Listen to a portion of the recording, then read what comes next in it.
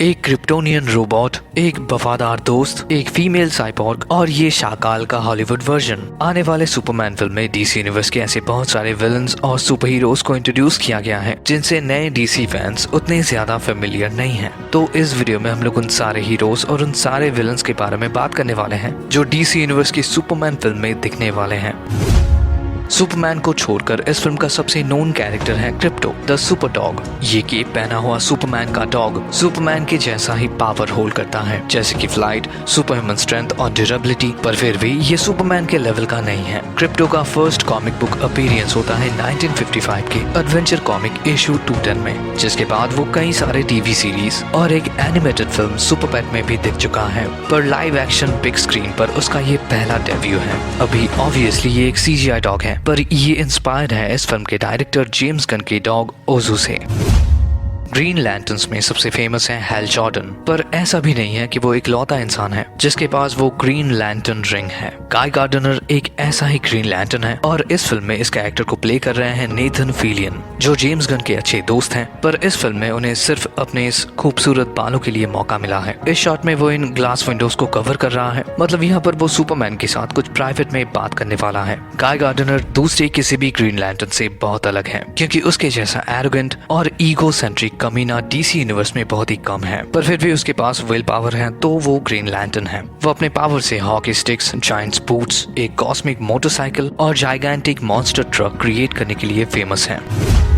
Golden age heroes में mister terrific का नाम बहुत ही ज्यादा फेमस है। इस कैरेक्टर का फर्स्ट कॉमिक बुक अपीयरेंस होता है 1942 के सेंसेशन कॉमिक इशू 1 में, पर इस फिल्म में मिस्टर टेरिफिक के जिस वर्जन को हम लोग देखने वाले हैं उसका नाम है माइकल हॉल्ट, और इनका फर्स्ट कॉमिक बुक अपीयरेंस होता है स्पेक्टर वॉल्यूम 3 इशू 54 में। अपने शुरुआती दिनों में इसके पास कोई सुपर पावर्स नहीं था, मतलब ये एक स्ट्रीट लेवल का सुपर हीरो हुआ करता था, पर फिर उसे टेक्नोलॉजी की मदद से इनविजिबिलिटी का पावर मिलता है और इसका मेन पावर होता है इंटेलिजेंस।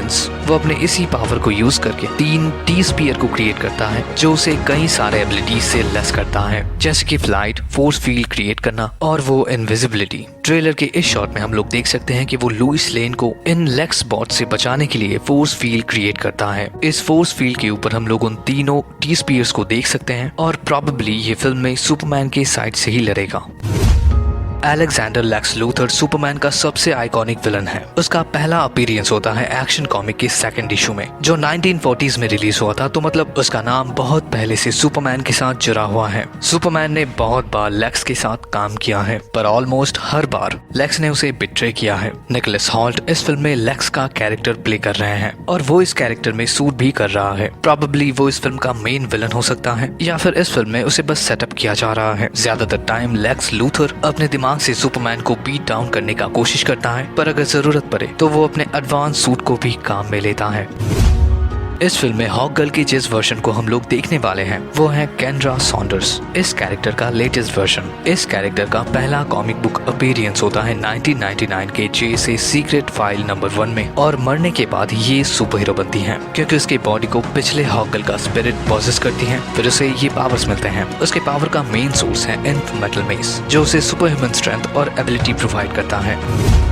अर्थ 3 के सुपरमैन को कहा जाता है अल्ट्रामैन, और ये सुपरमैन का बिल्कुल ऑपोजिट है, क्योंकि सुपरमैन जितना अच्छा है ये उतना ही इविल है। अल्ट्रामैन का वर्ल्ड हमारे दुनिया से बिल्कुल ऑपोजिट है, जैसे कि जस्टिस लीग ऑफ अमेरिका को उस दुनिया में कहा जाता है crime syndicate of America. Comic book में अल्ट्रामैन का पहला अपीयरेंस होता है 1964 के justice league of America issue 14 में, और तब से लेकर अब तक इस कैरेक्टर में बहुत सारे चेंजेस हुए हैं। इस फिल्म में यही इकलौता कैरेक्टर है जो सुपरमैन को हैंड टू हैंड टक्कर दे सकता है। कॉमिक में और सीरीज में वो सुपरमैन के जैसा ही कॉस्ट्यूम पहनता है, पर इस फिल्म में उसके ओवरऑल कॉस्ट्यूम को थोड़ा बहुत चेंज किया गया है। इसका चेहरा सुपरमैन के जैसा ही है, तो शायद इस कैरेक्टर को भी डेविड कॉर्नस्वेट ही प्ले करने वाले हैं।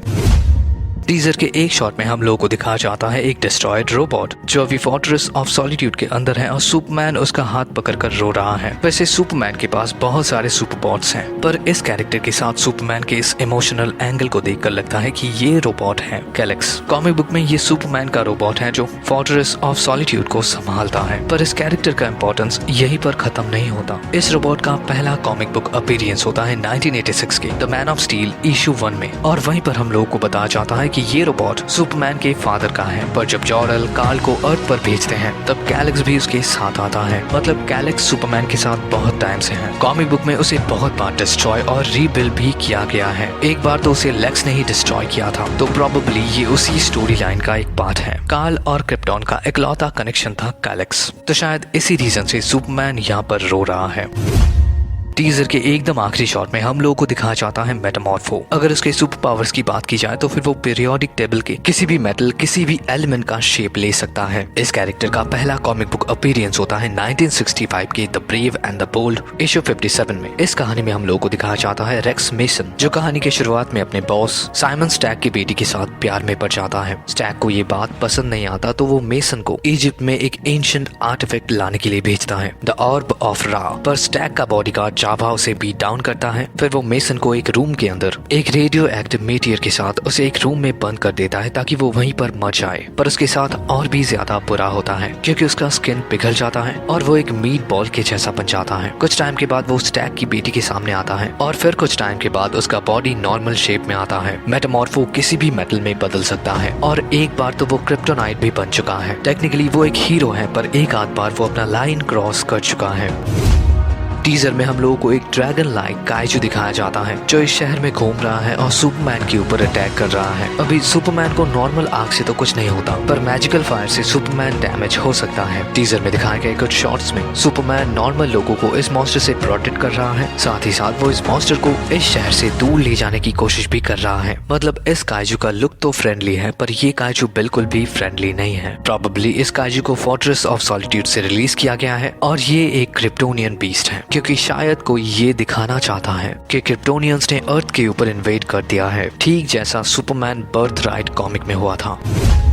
फिल्म में एक कैरेक्टर और भी है जिसे इस ट्रेलर में दिखाया नहीं गया, और वो है द इंजीनियर, और शायद लूथर कॉप बिल्डिंग के इस शॉट में हम लोग उसे देख सकते हैं। कॉमिक बुक में इस कैरेक्टर का फर्स्ट अपीयरेंस होता है 1999 के द अथॉरिटी नंबर 1 में। एंजी स्पेका खुद को नैनोटेक के एक सोल्यूशन को अपने बॉडी में इंजेक्ट करती है, जो उसके ब्लड वेसल्स को बदलकर उसके एंटायर बॉडी को ट्रांसफॉर्म कर देती है, और वो बनती है द इंजीनियर, एक टेक्नो ऑर्गेनिक बीइंग जिसके पास कमाल के पावर्स हैं, flight, force field creation, durability, strength, और वो टाइम ट्रैवल भी कर सकती हैं। कॉमिक में वो एक हीरो है, पर फिल्म में ये कंफर्म किया गया है कि वो नेगेटिव शेड में नजर आने वाली है। मतलब वो लेक्स के साथ काम कर सकती है या फिर उसके अलग ही मोटिव्स हो सकते हैं। और यही है वो सारे कंफर्म कैरेक्टर्स जो इस फिल्म में दिखने वाले हैं। वीडियो कैसा लगा कमेंट में जरूर बताना, और मिलते हैं आपसे अगले वीडियो में। Till then take care and peace out.